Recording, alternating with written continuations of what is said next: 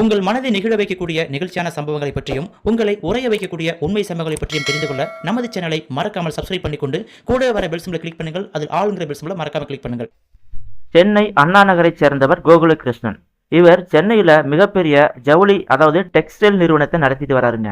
சென்னை மட்டுமில்ல வட மாநிலத்திலையும் இவருக்கு நிறைய பிரான்ச்சஸ் இருக்கு. மிகப்பெரிய பணக்காரரான கோகுலகிருஷ்ணன் சென்னை அண்ணா நகர்ல ஒரு ஆடம்பர பங்களாவில் வாழ்ந்துகிட்டு வராரு. கோகுலகிருஷ்ணன் தன்னுடைய மனைவி கோகிலா, மகள் பிரீத்தி, மகன் அகிலேஷுடன் அந்த பங்களாவில் சந்தோஷமா வாழ்ந்துகிட்டு வராரு. மகள் பிரீத்தி என்ன பண்றாங்கன்னா ஃபேஷன் டிசைனிங் முடிச்சுட்டு அப்பாவுக்கு ஹெல்ப்பா பிசினஸ்ல இருக்காங்க. மகன் அகிலேஷ் என்ன பண்றாருன்னா டாக்டருக்கு படிச்சுட்டு வராரு.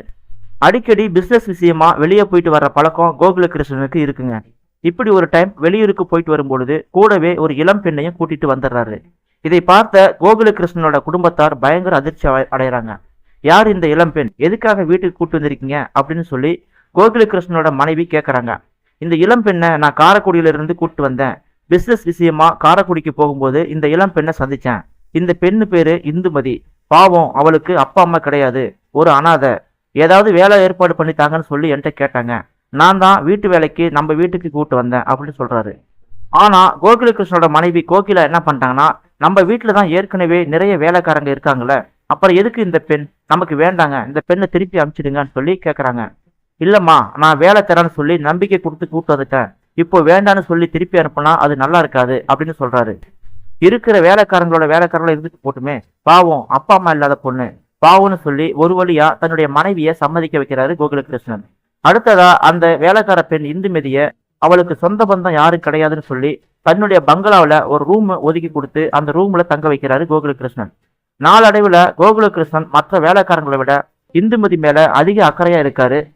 அடிக்கடி பிசினஸ் விஷயமா வெளியே போயிட்டு வரும்பொழுது ட்ரெஸ் வாங்கி வந்து தர்றது, வெளியூருக்கு போயிட்டு திரும்பி வரும்பொழுது அவளுக்கு பிடிச்சதா வாங்கி கொண்டு தர்றதுன்னு சொல்லி கோகுலகிருஷ்ணன் செஞ்சுட்டு வராரு. அடிக்கடி பிசினஸ் விஷயமா வெளியே போயிட்டு வரும் பொழுது இந்துமதிக்கு ட்ரெஸ் வாங்கிட்டு வந்து தர்றது, இந்துமதிக்கு பிடிச்ச மாதிரி உணவு பண்டங்களை வாங்கிட்டு வந்து தர்றதுன்னு சொல்லி கோகுலகிருஷ்ணன் செஞ்சுட்டு வராது. இதையெல்லாம் ஆரம்பத்துல சாதாரணமா எடுத்துக்கிட்ட கோகுலகிருஷ்ணனோட மனைவி ஒரு கட்டத்துல கோகுலகிருஷ்ணன் கிட்ட இதை பத்தி நேரடியாவே கேட்கறாங்க. என்னங்க இதெல்லாம், பாவம் அப்படின்னு சொல்லி வேலை போட்டு கொடுத்து வீட்டோட தங்க வச்சிங்க. மற்ற வேலைக்காரங்களை விட இந்த வேலைக்கார பொண்ணு மேல அதிக அக்கறையா இருந்தீங்க. இப்ப என்னடனா வெளியூருக்கு போயிட்டு வரும்பொழுது அவளுக்கு பிடிச்ச மாதிரி தின்பண்டம் துணியெல்லாம் வாங்கிட்டு வந்து தர்றீங்க. இதெல்லாம் நான் எப்படி எடுத்துக்கிறதுன்னு எனக்கு தெரியலைங்க அப்படின்னு சொல்லி அந்த இந்துமதியை பத்தி ரொம்பவும் ஆதங்கப்பட்டு தன்னுடைய கணவர்கிட்ட ஆர்கியூமெண்ட் பண்றா. சொல்லுங்க, மற்ற வேலைக்காரங்கள்ட்ட இல்லாம அக்கறை இந்த பெண்ணுகிட்ட மட்டும் காட்டுறீங்களே, அதுக்கு என்ன காரணம் அப்படின்னு சொல்லி கேட்கறாங்க. அதெல்லாம் ஒண்ணும் இல்லம்மா, அப்பா அம்மா இல்லாத சின்ன பொண்ணு இல்லையா, அதனாலதான் பாவப்பட்டு ஏதாவது வாங்கிட்டு தரேன் அப்படின்னு சொல்லி சமாளிக்கிறாரு கோகுலகிருஷ்ணன். இப்படியே போயிட்டு இருக்கும்போது அன்னைக்கு ஒரு நாள் அந்த வேலைக்கார பொண்ணு இந்துமதிக்கு உடம்பு முடியாம போகுதுங்க.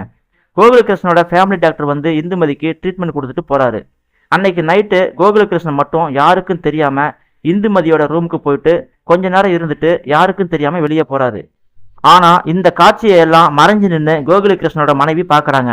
அடுத்த நாளும் கோகுலகிருஷ்ணன் இந்துமதிக்கு தேவையான மருந்து மாத்திரைகளை வாங்கிட்டு வந்து கொடுத்துட்டு அக்கறையா நலம் விசாரிக்கிறதுன்னு சொல்லி கோகுலகிருஷ்ணன் இப்படியே பண்ணிட்டு இருக்காரு.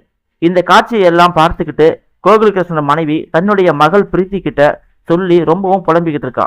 உங்க அப்பா சரியில்லைம்மா, எங்க இருந்தோ ஒரு வேலைக்கார பெண்ணை கூட்டு வந்து நான் வேணான்னு சொல்லி கேட்காம அப்பா அம்மா இல்லாத பொண்ணு அப்படின்னு சொல்லி பரிதாபப்பட்டு நம்ம வீட்டிலேயே தங்க வச்சு இப்போ அந்த பெண்ணை விழுந்து விழுந்து கவனிக்கிறாரு.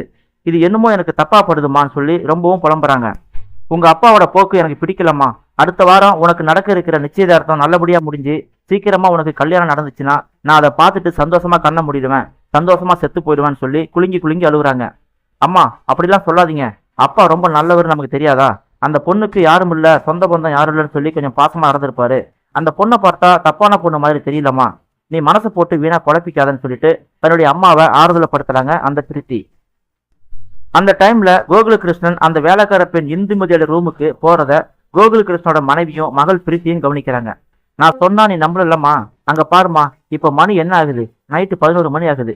இந்த டைமுக்கு உங்க அப்பா எதுக்காக அந்த வேலைக்கார பெண் இந்துமதியோட ரூமுக்கு போகணும் அப்படின்னு சொல்லிக்கிட்டு அந்த ரூமை நோக்கி அம்மா மகள் 2 பேருமே நடக்கிறாங்க. அந்த ரூமுக்குள்ள அந்த வேலைக்கார பெண் இந்துமதி கோகுலகிருஷ்ணனோட கையை பிடிச்சுக்கிட்டு கதறி கதறி அழுகுறாங்க. அந்த வேலைக்கார பெண் இந்துமதி குலுங்கி குலுங்கி அழுதுகிட்டே சொல்றாங்க, வேணாம்பா, நான் ஊருக்கே போயிடுறேன், ஏதாவது ஒரு ஹாஸ்டல்ல சேர்ந்து நான் தங்கிக்கிறேன், ஏதாவது ஒரு கம்பெனில நான் வேலை பார்த்து பொழைச்சிக்கிறேன், என்ன நீங்க எம்எஸ்சி வரைக்கும் படிக்க வச்சிருக்கீங்க, அது போதும்பா, என்னால உங்களுக்கு தான் பயங்கர சிரமம், பயங்கர கெட்ட பேரு. நான் உங்க முதல் மனைவியோட பொண்ணுன்னு சொல்லி சித்திக்கும் தங்கச்சிக்கும் அண்ணனுக்கும் தெரியாம இருக்க நீங்க எந்த அளவுக்கு பயந்து பயந்து வாழ்றீங்கன்னு என்னால புரிஞ்சிக்க முடியுது. வேணாம்பா, நீங்க படுற கஷ்டத்தை என்னால பார்க்க முடியல அப்படின்னு சொல்லிக்கிட்டு கோகுலகிருஷ்ணனோட தோல்ல சாஞ்சிக்கிட்டு அழுதுகிட்டே இருக்கா இந்துமதி. இல்லம்மா, நான் செஞ்ச பாவத்துக்கு தண்டனையை அனுபவிச்சுதான் ஆகணும். கல்யாணத்துக்கு முன்னாடி நானும் உங்க அம்மாவும் உயிருக்கு உயிரா காதலிச்சோம். அந்த உரிமையில நாங்க நெருங்கி பழகிட்டோம். அதாவது கணவன் மனைவியா வாழ்ந்துட்டோம். அதனால உங்க அம்மாவை நான் கல்யாணம் பண்றதுக்கு தீவிரமா இருந்தேன். ஆனா உங்க அம்மா அந்த டைம்ல வந்து ஒரு குண்டை தூக்கி போட்டா. என்னுடைய இதயமே நொறுக்கி போற மாதிரி ஒரு விஷயத்த சொன்னான். அது என்னன்னா, அனாதையா இருந்த உங்க அம்மாவை எடுத்து வளர்த்த ஒரு பணக்காரரோட பொண்ணை எனக்கு கல்யாணம் பண்ணி தர்றதா எங்க அப்பாவும் அந்த பணக்காரரும் சேர்ந்து முடிவு பண்ணியிருக்காங்க போல. அந்த டைம்ல உங்க அம்மா என்னை சந்திச்சா. அப்ப என்ன சொன்னான்னா, என்னை குழந்தையிலிருந்து தூக்கி வளர்த்து படிக்க வச்சு ஆளாக்கணவரோட அந்த தெய்வத்தோட பொண்ணை உங்களுக்கு வாழ்க்கை துணையா கல்யாணம் பண்ணி தர போறாங்க. அந்த பொண்ணோட வாழ்க்கைக்கு இடைஞ்சலா நான் இருக்க விரும்பல, எனக்கு மனசாட்சி இடம் தெரியல அப்படின்னு சொன்னான். என்னம்மா சொல்ற அப்படின்னு சொல்லி கேட்கவும், ஆமாங்க, என்னை சின்ன வயசுல இருந்து தூக்கி வளர்த்த ஆளாக்குன அந்த பெரியவரோட பொண்ணை தான் உங்களுக்கு கல்யாணம் பண்ணி தர போறாங்க. அவங்க பேசிக்கிட்டாங்க, நான் கேட்டேன். தெரியாம நம்ம 2 பேரும் சேர்ந்து லவ் பண்ணிட்டோம். இந்த விஷயம் எங்க வீட்டுக்கு தெரிஞ்சதுன்னா என்னுடைய தங்கச்சியோட வாழ்க்கைக்கு நான் பெரிய பாதகமா அமைஞ்சிருவேன். அவ என் கூட பிறக்கலனாலும் என் தங்கச்சி தான். அவ என் மேல அந்த அளவுக்கு உயிரா இருப்பா. அவளோட வாழ்க்கையில நான் இடைஞ்சலா இருக்கிறதுக்கு என் மனசாட்சி ஒத்துக்கல அப்படின்னு சொல்லி என்கிட்ட சொன்னான். என்னை சொந்த அக்காவா ஏத்துக்கிட்ட அந்த பொண்ணுக்கு என்னால துரோகம் பண்ண முடியாது. என் தங்கச்சியோட வாழ்க்கையில நான் இடைஞ்சலா இருக்க முடியாது. அதனால என்னை மறந்துடுங்க, எங்க தங்கச்சியை கல்யாணம் பண்ணிக்கங்கன்னு சொல்லிட்டா அந்த மகராசி. அதுக்கப்புறம் நான் எவ்வளவோ சொல்லி பார்த்துட்டேன். அவ முடியவே முடியாதுன்னு சொல்லி திட்டவட்டமா மறுத்துட்டா. அனாதையா இருந்த தன்னை எடுத்து வளர்த்த காரணத்துக்காக தன்னுடைய வாழ்க்கையே தியாகம் பண்ணிட்டா அந்த மகராசி. எனக்கும் வேற வழி தெரியாம உங்க அம்மாவோட பேச்சை மீற முடியாம நான் எங்க அப்பா பார்த்த பெண்ணையே கல்யாணம் பண்ணிக்கிட்டேன். அதுக்கு அப்புறம் தான் எனக்கு தெரியும், நானும் உங்க அம்மாவும் நெருங்கி பழகினதால உங்க அம்மா கர்ப்பமாயிட்டான்னு. அதுக்கப்புறம் அவளை சந்திச்சு என்ன நடந்தாலும் பரவாயில்ல, நான் உன்னை எங்க வீட்டுக்கு கூட்டு போறேன்னு சொல்லி ரொம்பவும் பிடிவாதம் பண்ணேன். ஆனா அவ முடியவே முடியாதுன்னு சொல்லிட்டு ஒரு கட்டத்துல எனக்கே தெரியாம கண்காணாத இடத்துக்கு போயிட்டா. நானும் அவளை தேடாத இடம் இல்ல, தேடாத ஊர் இல்ல. ரொம்ப நாள் கழிச்சு அவ ஒரு அனாத ஆசிரமத்துல இருக்கான்னு சொல்லி கேள்விப்பட்டு அங்க போய் பார்க்கும் பொழுது அங்க ஒன்னை மட்டும் கொடுத்தாங்க. உன்னை பெத்து போட்டுட்டு அந்த அம்மா செத்து போயிட்டாங்கன்னு சொல்லி அங்க உள்ளவங்களாம் சொன்னாங்க. உன்னை என் கையில கொடுத்துட்டு இன்னொரு கையில உங்க அம்மாவோட போட்டோவை மட்டும்தான் கையில கொடுத்தாங்க. அந்த மகராசிக்கு செஞ்ச துரோகத்துக்கு நான் தண்டனை அனுபவிச்சுதான் ஆகணும். எந்த தண்டனையும் செய்யாம எங்களுடைய காதலுக்காக பிறந்த உன்னை தண்டிக்கிறதுல எந்த விதத்துல நியாயமாகும்? அதான் உன்னை நம்ம வீட்டுக்கே கூட்டு வந்துட்டேம்மா அப்படின்னு சொல்றாரு கோகுலகிருஷ்ணன். இதையெல்லாம் ஜன்னல் வழியா மறைஞ்சு நின்று கேட்டுட்டு இருந்த கோகுலகிருஷ்ணன் மனைவிக்கும் அவரோட மகள் பிரீத்திக்கும் பயங்கர ஷாக்கா இருக்குங்க. இப்படியே போயிட்டு இருக்கும்போது அடுத்த 5வது நாள்ல கோகுலகிருஷ்ணனோட பொண்ணு பிரீத்திய பெண் பார்க்க ஒரு பணக்கார வீட்டு குடும்பத்திலிருந்து வந்திருக்காங்க. மாப்பிள்ள ரொம்ப லட்சணமா ஹீரோ போல இருக்காரு. அடுத்ததா கல்யாண பொண்ணை கூட்டிட்டு வந்து நமஸ்காரம் வாங்கிக்கோன்னு சொல்லி ஐயரு சொல்றாரு.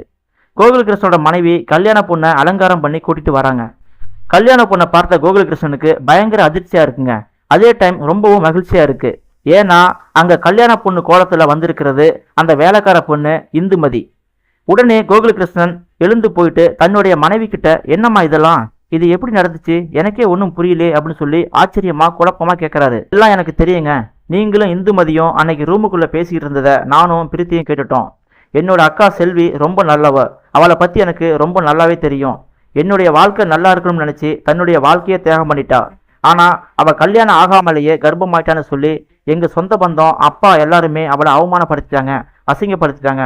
ஆனா என் மேல பாசமா இருந்த என் அக்கா நான் கேட்டா சொல்லுவான்னு நினைச்சு அவள்கிட்ட எவ்வளோ கேட்டு பார்த்தேன். ஆனா அவ கடைசி வரைக்கும் தன்னுடைய கர்ப்பத்துக்கு காரணமான ஆளை யாருன்னு சொல்லி காட்டி கொடுக்கவே இல்லை. உடனே என்னுடைய சொந்த பந்தம் எல்லாருமே நாயை குளிப்பாட்டி நடுவீட்டில் வச்சாலும் அது புத்தியை காட்டதானே செய்யுன்னு சொல்லி என் அப்பா மனசையை மாற்றி எங்கள் அக்காவை வீட்டை விட்டு வெளியே துரத்திட்டாங்க. அவள் எங்கே இருக்கான்னு தெரியாம நானும் தேடி தேடி அலைஞ்சு பார்த்தேன். கடைசி வரைக்கும் அவளை கண்டுபிடிக்க முடியல. ஆனால் அன்னைக்கு நீங்கள் இந்துமதி கிட்ட சொல்லும் போது தான் எனக்கே எல்லா உண்மையும் தெரிஞ்சுது அப்படின்னு சொல்லிட்டு தன்னுடைய அக்காவை நினச்சி கண் கலங்கரா கோகுலகிருஷ்ணனோட மனைவி கோகிலா. கோகுலகிருஷ்ணனும் தன்னுடைய மனைவி கையை பிடிச்சிக்கிட்டு பயங்கரமாக அழுகுறாருங்க. சரி விடுங்க, கல்யாணத்துக்கு முன்னாடி செஞ்ச தப்புக்கு நீங்க என்ன பண்ண முடியும்? சந்தர்ப்ப சூழ்நிலை உங்களை அப்படி பண்ண வச்சிருச்சு. என்ன ஒண்ணு, நமக்கு கல்யாணம் பண்ண உடனேயே இந்த விஷயத்த நீ சொல்லியிருந்தீங்கன்னா என் அக்கா மகள் இந்துமதியை தூக்கிட்டு வந்து ராணி மாதிரி வளர்த்திருப்பேன். அவளை அனாத ஆசிரமத்துல வளர்க்க விட்டுருக்க மாட்டேன் அப்படின்னு சொல்லி அந்த பெண்ணை உச்சி முகர்ந்து முத்தம் கொடுக்கறத பாக்குறத அந்த கோகுலகிருஷ்ணன் ஆனந்தமா கண் கலங்குறாரு. என்னதான் இருந்தாலும் பிரீத்திக்கு முன்னால பிறந்த என் அக்கா மகள் இந்துமதிக்கு தான் நான் முதல்ல கல்யாணம் பண்ணி வைக்க போறேன். ஏன்னா இந்துமதி என் அக்கா மகள் இல்லை, என்னுடைய மூத்த மகள் அப்படின்னு சொல்லிக்கிட்டு கோகுலகிருஷ்ணனோட மனைவியும் அவரோட மகள் பிரீத்தியும் இந்துமதியை மணப்பெண்ணை அலங்கரித்து மாப்பிள்ளையை பார்க்க கூட்டிட்டு போறாங்க. இந்த வீடியோவை பத்தின உங்களுடைய கருத்துக்களை கமெண்ட் பாக்ஸில் மறக்காம தெரிவிங்க. இது போன்ற சுவாரஸ்யமான செய்திகள் உங்களுக்கு தொடர்ந்து வர வேண்டுமென்றால் தமிழ் பந்தல் சேனலை மறக்காமல் சப்ஸ்கிரைப் பண்ணிக்கொண்டு நமக்கு ஆதரவு தாருங்கள். சுவாரஸ்யமான செய்திகளை உடனுக்குடன் தெரிந்து கொள்ள நமது தமிழ் பந்தல் சேனலை மறக்காமல் சப்ஸ்கிரைப் பண்ணிக்கொள்ளுங்கள். தேங்க்யூ ஃபார் வாட்சிங்.